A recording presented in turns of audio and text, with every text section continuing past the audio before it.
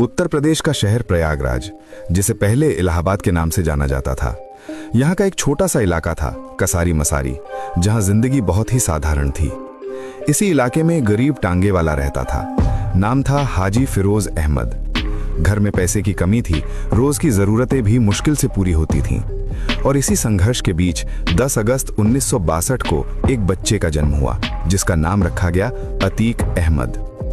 अतीक अपने घर का सबसे बड़ा बेटा था। उसके बाद उसका भाई अशरफ, जिसे लोग खालिद अजीम के नाम से भी जानते थे, और 2 बहनें भी थीं। परिवार में जिम्मेदारियां बहुत थीं, लेकिन अतीक को पढ़ाई में बिल्कुल भी दिलचस्पी नहीं थी।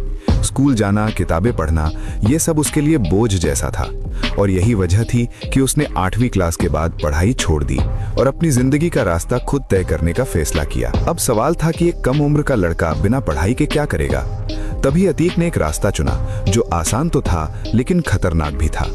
उसके इलाके से रोज गुजरती थी मालगाड़ियां, जिनमें कोयला भरा होता था। अतीक ने उन ट्रेनों से कोयला चुराना शुरू किया और फिर उसे बेचकर पैसे कमाने लगा। धीरे धीरे ये छोटा सा काम एक धंधे में बदलने लगा। जैसे जैसे उसका काम बढ़ता गया, अतीक ने अपने जैसे और लड़कों को अपने साथ जोड़ लिया। अब वो अकेला नहीं था, उसके पास एक छोटा सा गिरोह था, और इस गिरोह का लीडर बन चुका था अतीक अहमद। कम उम्र में ही उसे समझ आ गया था कि ताकत और डर इंसान को वो सब दिला सकते हैं जो मेहनत से भी नहीं मिलता, और यही सोच उसे आगे अपराध की दुनिया में और गहराई तक ले जाने वाली थी।